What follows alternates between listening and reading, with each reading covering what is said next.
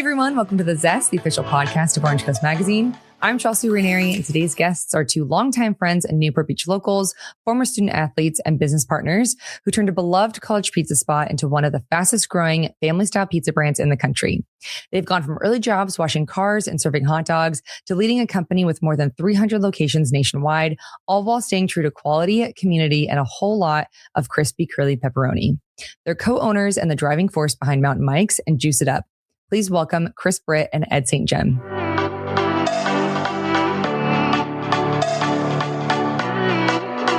I have been fans of you both of your brands, Mountain Mike's and Juice It Up, for years. I actually used to live around the corner from Mountain Mike's in Costa Mesa. And I'm sad I'm not there anymore, but Juice It Up was like a big part of my high school experience. So I was so excited to learn that they're both Orange County based companies. Yeah, absolutely. That's 17th cool. Street has become quite a food haven. Yeah. Pretty cool. I know. I love it. Yeah. Well, what were you guys both like as kids? I learned that you became friends when you were in college, but what were you like individually growing up? And also, where did you grow up? Oh boy. I think I can start off. Yeah. So I was, grew up in Fullerton, North Orange County. Nice. Just the nuclear family. Dad was an aerospace engineer, mom, stay-at-home mom. She was a school teacher before that. So when we went off to college, she went back to continue that and to great accolades. 3 other siblings. I was just a curious, sports kid, busy all the time. Back in the day, your mom and dad would send you out in the morning, and as long as you're home for dinner, it's all good.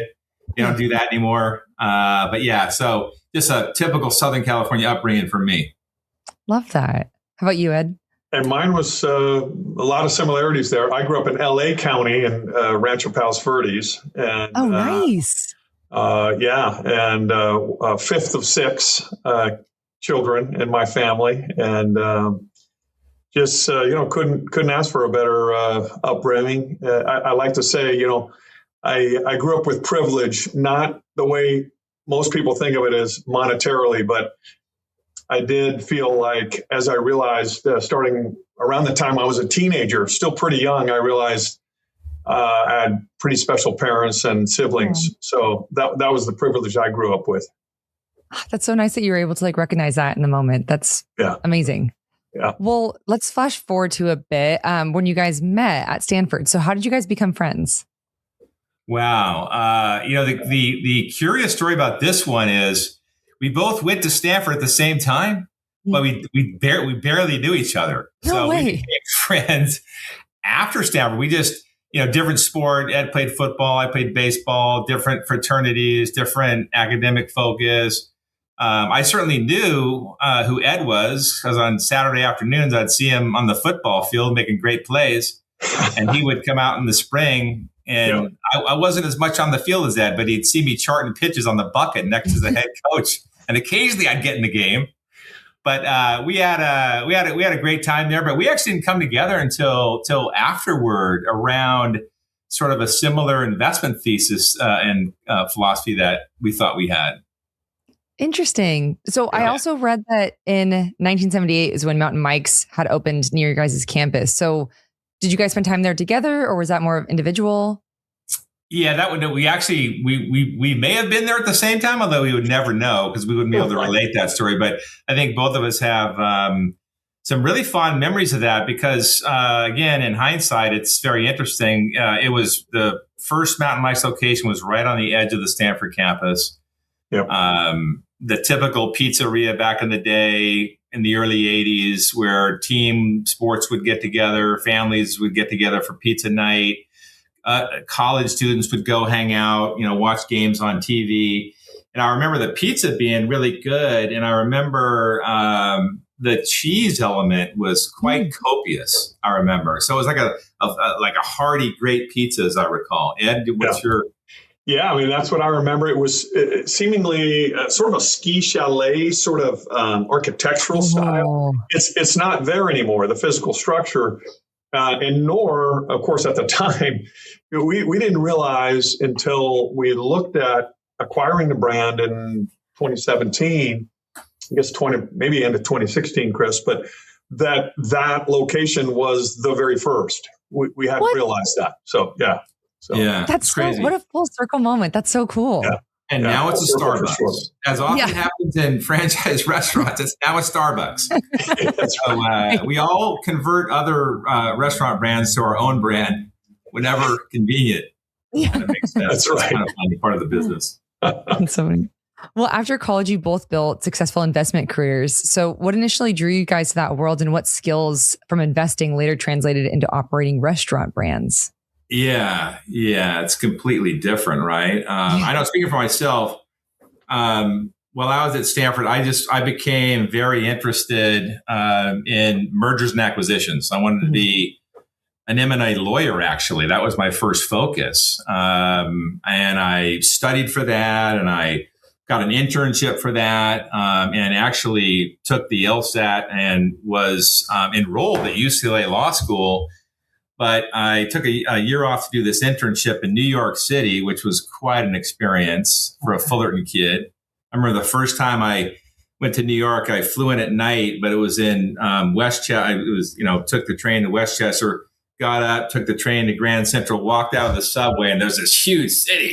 It was quite an experience. So cool. And I love New York. But I did that for a year, and but during that process, a lot of the law firm's clients were the business side of mergers and acquisitions, the corporate raiders of the time, the T. Boone Pickens, the Ivan Boskis, the KKRs. And I thought, man, I want to do that. I don't want to be the lawyer.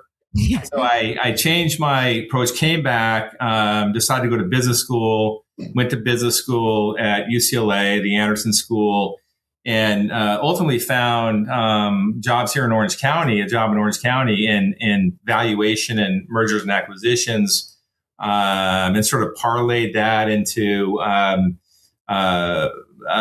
private equity career, which lasted over 20 years. But in private equity, you realize kind of what you like and what you don't necessarily like. Of course, you like all the companies that do well, and the ones that don't, those are problematic and troublesome, and you spend 80% of your time on.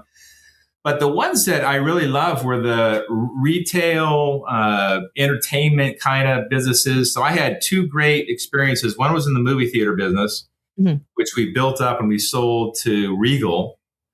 The great Phil Harris was CEO. If you're listening, Phil, learned a lot from you. You're fantastic. And then Boot Barn, while at my firm Marwick Capital with my partner Matthew Whitty, who's just a fabulous individual.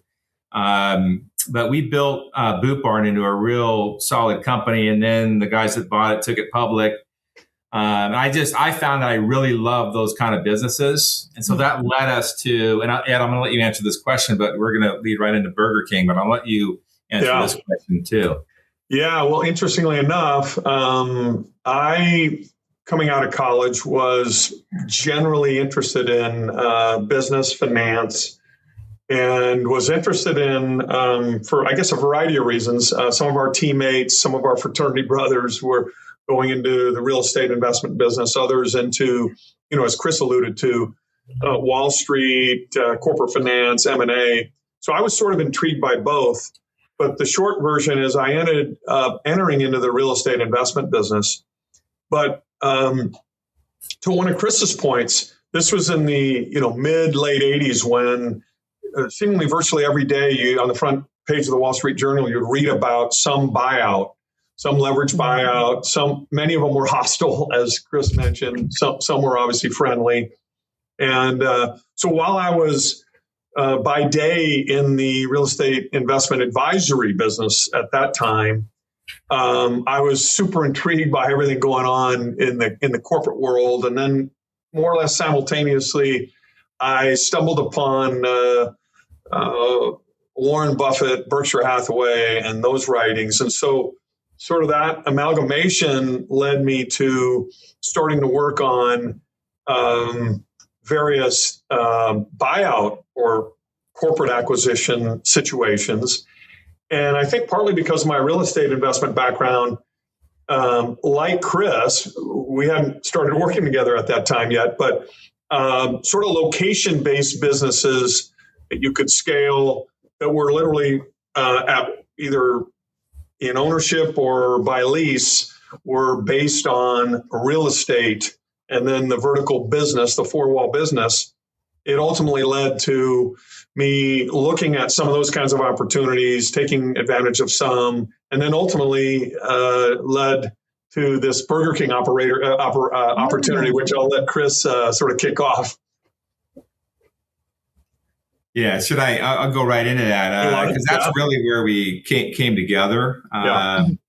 And at the time, Burger King had some troubled operators. One in particular by the name of Ameriking, and it had 360 or so locations, I believe, in 10 or plus markets. It had become over leveraged, broken balance sheet, and ended up filing bankruptcy. And so Ed and I both started looking at this independently, and then I can't remember the exact moment where someone said, "Oh, you should talk to Ed. He's looking at this as well. Oh, Ed's in Orange County now. Okay, so let's give Ed a call." So Ed and I called and we had a conversation about it, and we decided to join forces on it. And we had an operator that had some experience in the Burger King system, which was another partner of ours. And we kind of jumped headlong into this bankruptcy, which is quite a process if you ever try to acquire something out of bankruptcy. And this is very interesting because we were dead set on the Portland market. We were going to buy these 30 locations in the Portland, Oregon market. And they literally had an auction, like a live auction at a hotel here in Orange County. It was right off the 55 freeway. I can't remember the name of the hotel, the Holiday Inn, I believe. I think it was an Embassy Suites, actually. Embassy Suites. Okay, Embassy Suites. And so we were in this room, and you had to be pre-qualified as a bidder, and you had to have been qualified to actually have the money because they expect you to close on it right after you buy it. It's like a live auction. So we're in this room, and we bid, and all the bidders drop out except for one other bidder, and we go back and forth trying to win this bid. And at some point, we tapped out, and the other person wins the bid. And then literally, if you're a movie, you'd see the guy run to the phone making phone calls to try to raise the money. It wasn't fair. So we complained to Burger King Corporation and said this wasn't the rules, and he doesn't have the money. We're ready to close. And they said, "All right, let me take. Why don't you take a look at another market? We have another market in Cincinnati, Ohio. We'll make you a really good deal." So we said, "Great, we're all in." So we made the deal to buy 32 restaurants out of this bankruptcy in Cincinnati on the spot.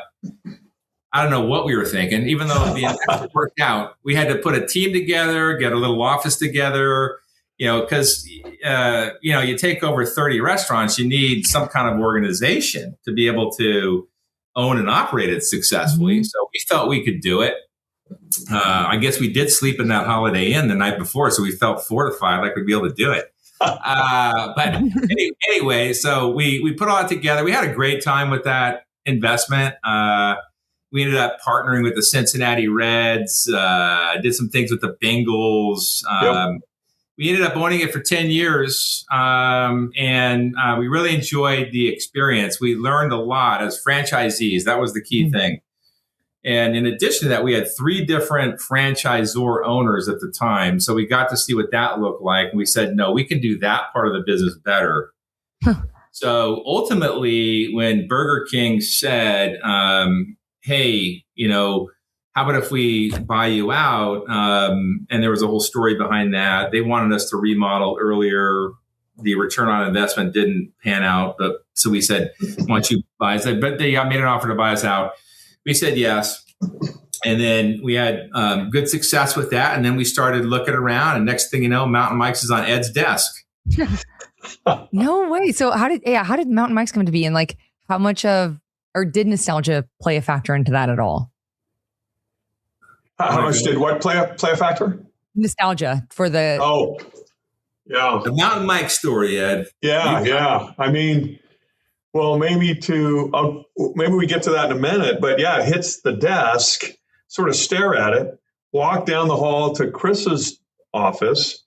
And I think the first thing I said, check this out. I mean, remember that single location on the edge of the Stanford campus? It looks like this is a chain, and so we immediately started looking into it, and also fairly immediately thought, wow, this has some real potential. This is super interesting. So I'm not totally sure that the nostalgia played into things right at that moment, but it does to our guests for sure. Yeah. So. I love that. So what were some of like the first changes that you guys made as co-CEOs to Mount Mike's? Yeah, that's a good question. I think the bigger question was, what didn't we change? Because when you have a chain like that, it had been successful, literally a string of same-store sales increases for years. Mm-hmm.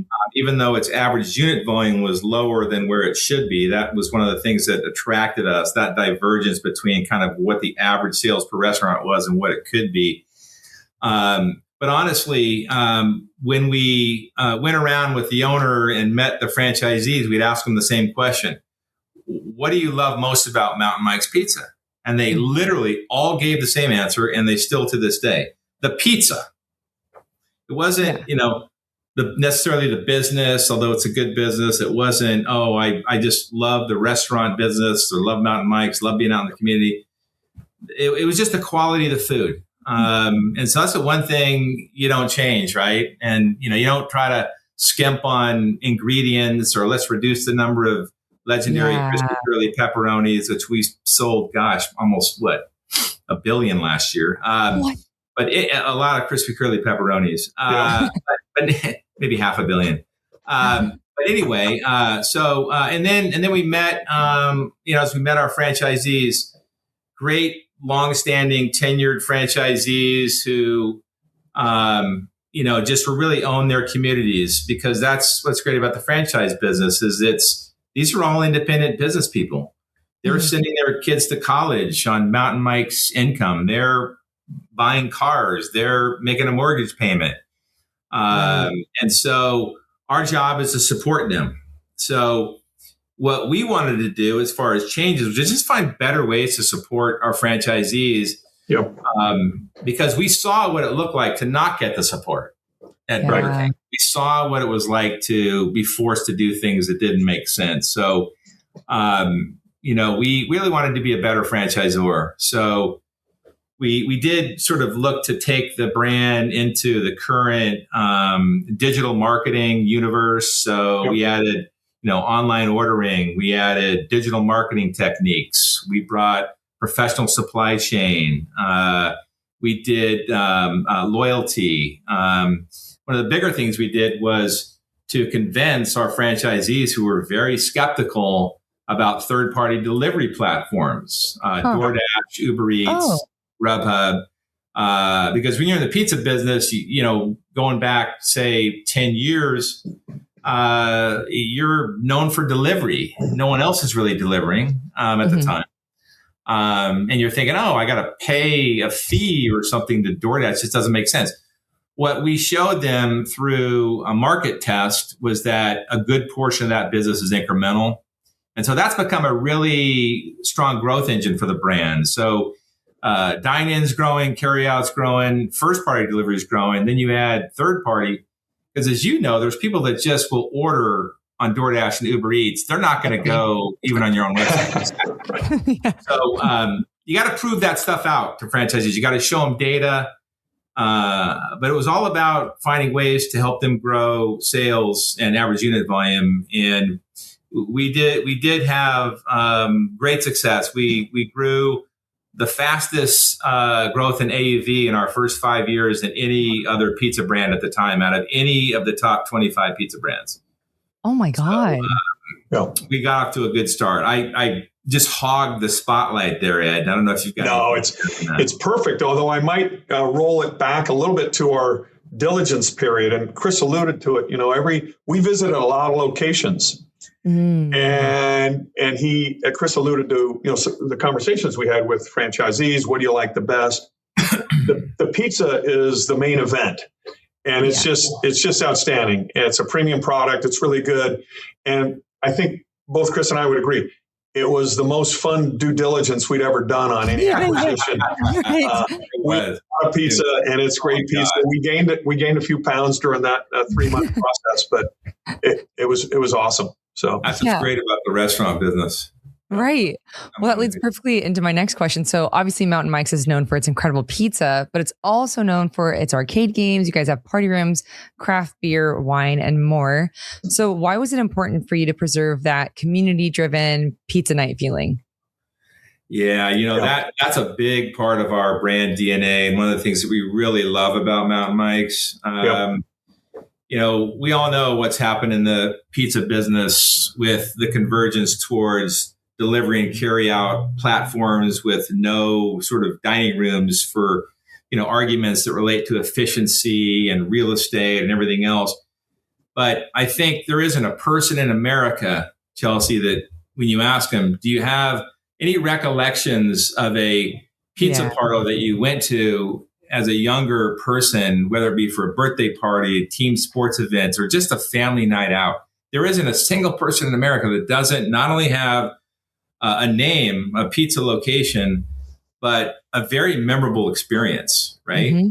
So we just made a commitment to that because we know the feelings that we have, and we ask people all the time, what was your experience, as a younger person, and then it's multi-generational because then those families, do that with their kids and they have the experiences. So while everyone is zigging, we're zagging on this. Yeah. We're going to keep this. We're going to, it's a big part of our DNA. We want to continue to grow that. Yeah. God, that made me so nostalgic for mine was Round Table by my parents' house. And I just I miss that so much. It's such a great feeling. Yeah. And what's also interesting is when you expand this brand outside of California, which is not easy to do because the brand's not tremendously well known. There's been so much migration out of California, and this precedes the political environment, but just going back decades. Mm-hmm. So every market we go into, there's someone, I remember I used to be in the Bay Area. I remember going to Mountain Mike's as a kid, or maybe it's from Dallas or Wisconsin or Oklahoma. So there's a lot of Mountain Mike's fans out there. Yeah, for sure. And you mentioned that word nostalgia earlier.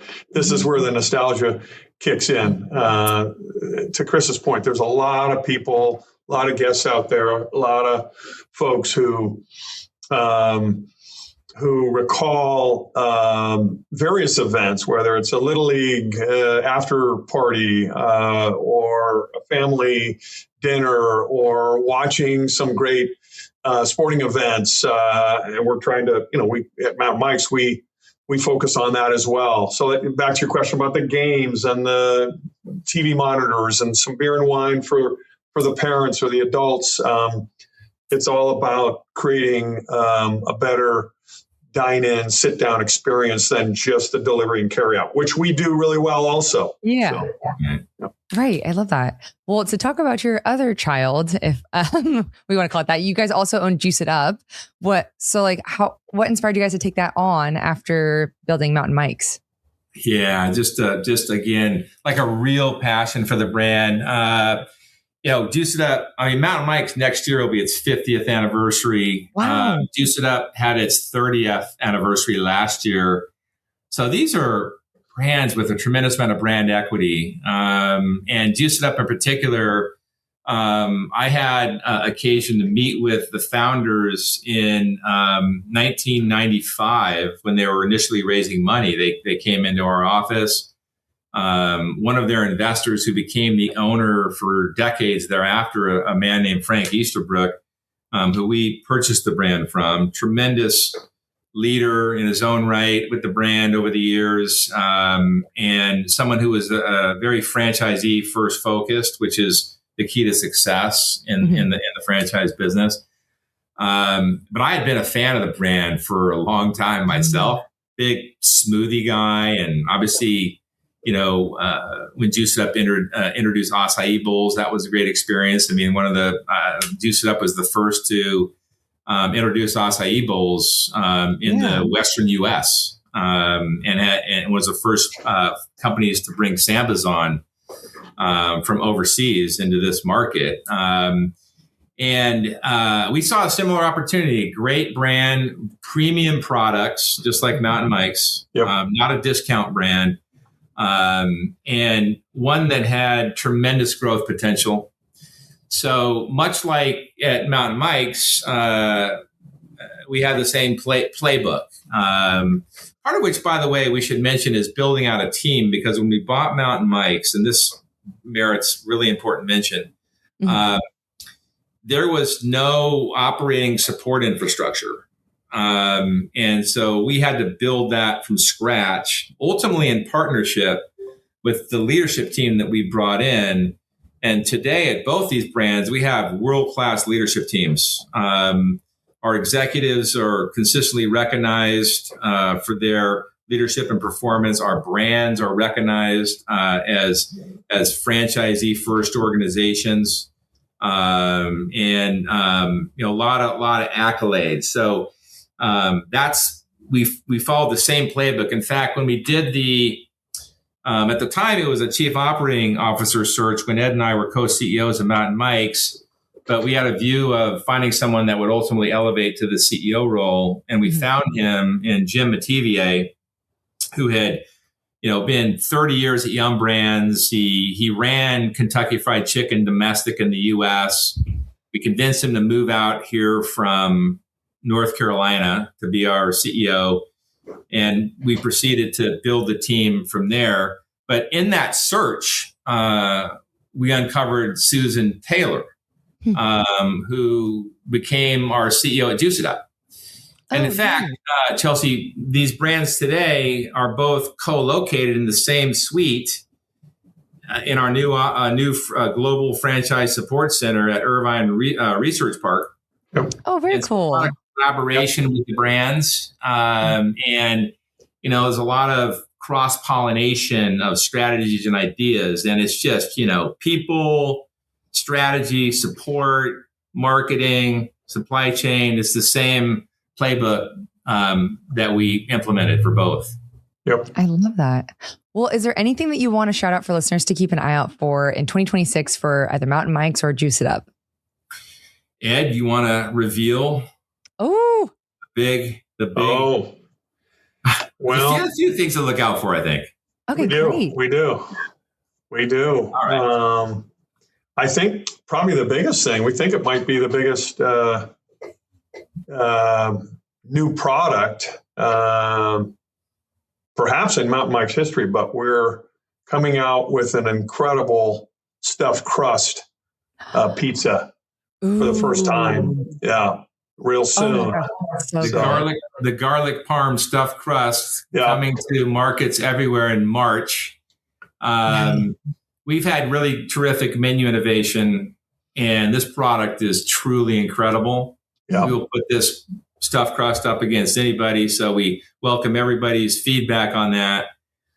But we also want to point out we have our heart-shaped pizza month coming up, which we try to own. Yes. We take some credit for regenerating the heart-shaped pizza category about 7 years ago, thanks to our head of marketing, Carol DeNimbo, who's fabulous. So cool. And we've shown great leadership there. And in fact, in the pizza business, you have these big days, right? You have Super Bowl, you have Halloween, you have New Year's Eve. Yep. And somehow we created another day of great sales with Valentine's Day. So Valentine's Day is one of our biggest sales days, which we love. We sell a lot of heart-shaped pizzas, not only on that day, but throughout the month. Yeah. The other thing I guess I'm going to point to, Chelsea, is Ed and I are very anxious to add a third brand to our portfolio. So we've been working on that for a while. We came very close in the Del Taco sweepstakes. I'll just admit it. We were bridesmaids. We lasted until the end, but we just couldn't get to the support or rationalize the price that was paid. But we love that we would have been good owners for that brand, I think. We wish them the best. but we're looking for another brand. So maybe next year, if we come on this podcast, we'll have that third brand. Yes, Oh, how exciting. I can't wait to see what you guys end up acquiring. Well, we are coming to the end of our time, but before I let you guys go, I have 3 final questions for you that we call the Thoughtful 3. So first, what legacy do you hope Mountain Mike's leaves behind for franchise partners, employees, and the communities you serve? It's a really good question. For Mountain Mike's, our role is really supporting franchisees, and the most heartwarming thing about this business is to see those success stories, right?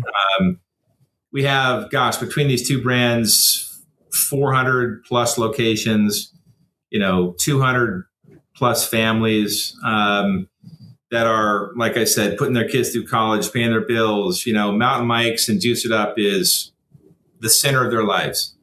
Yeah. We're now seeing second, and in some case, third generation families take over these restaurants.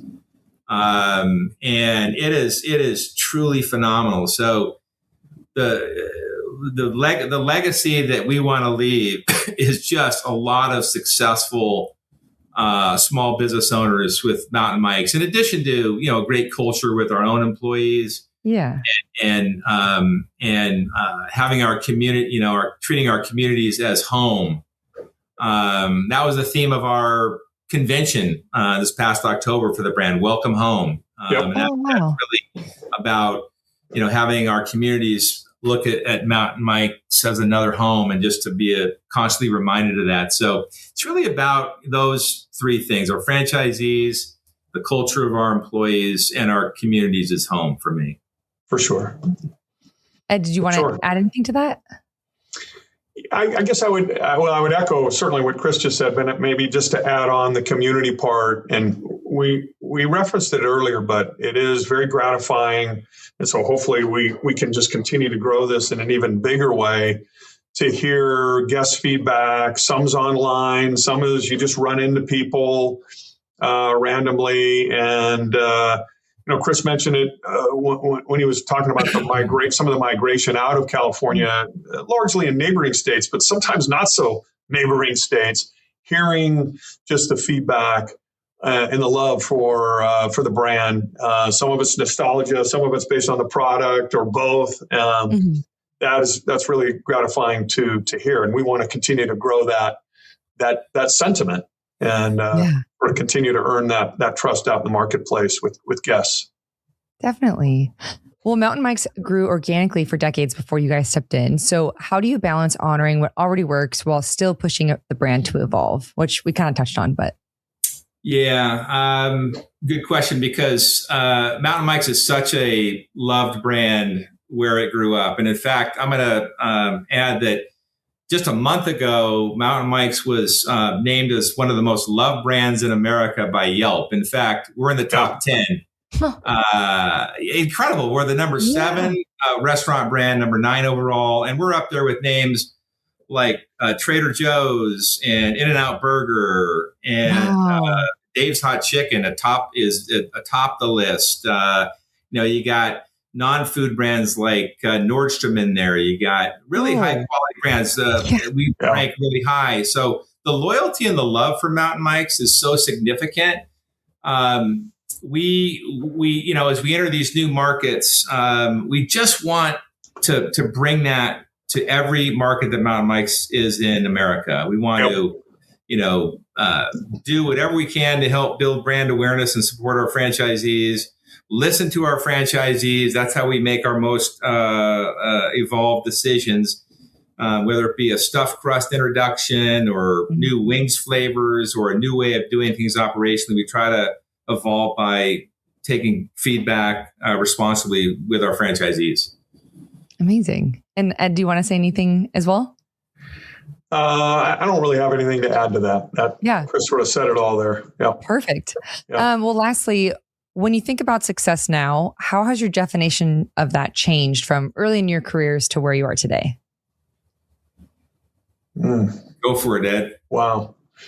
Yeah. Well, that's a good question. I think mostly for me anyway, as I've gotten older, I guess I think more about it goes a little bit outside of business, I suppose. I think about, our family and friends and just how treasured they are. And then as an extension, in our current two brands, we have the teams and the franchise partners as well, who are sort of an extended part of that family. And it's just sort of ideally earning the trust and the love of all of those family members. So yeah, I love that. And how about you, Chris? Yeah, I echo those sentiments 100%. And I want to say to Ed's credit, when we started this venture, he had 0 grandkids, and now we're at 12? Wow. 11 going to 13 pretty soon here. So yeah. Oh my gosh. 6 beautiful, successful children on his own. I have 3. And I set the over-under on grandchildren as 20. I'm betting the over on Ed. But Ed's a true example of a terrific work-life balance. The only thing I would add to this is, and I think about this because for young people starting careers, it's very challenging. And what I've learned over the years now that I didn't know 20, 30 years ago was you have to be passionate about what you do. You have to be really passionate. So when I was in private equity, I was constantly frustrated by we had to sell the businesses that you really enjoy. You had this holding period. I never wanted to sell them. So that's why I like to say I graduated from private equity so that we could have a longer term view. Because in life, you really need to choose happiness, right? You want to work with the people you want to work with. You want to enjoy coming into the office or whatever your workplace is every single day. And you want to love what you're serving the guests or your community. So if you can achieve that and make a living, that's true richness. Yes. Amen. Well said. Yeah, I couldn't agree more. Well, thank you guys so much for doing this. It was so fun getting to talk with you. And I am definitely hungry now. So I very much appreciate you guys taking the time to talk with me. Chelsea, thank you so much. It's been great. We love the podcast. Continued good luck. And we'll see you in our restaurants. Yes. Thanks for having us. It's just been great.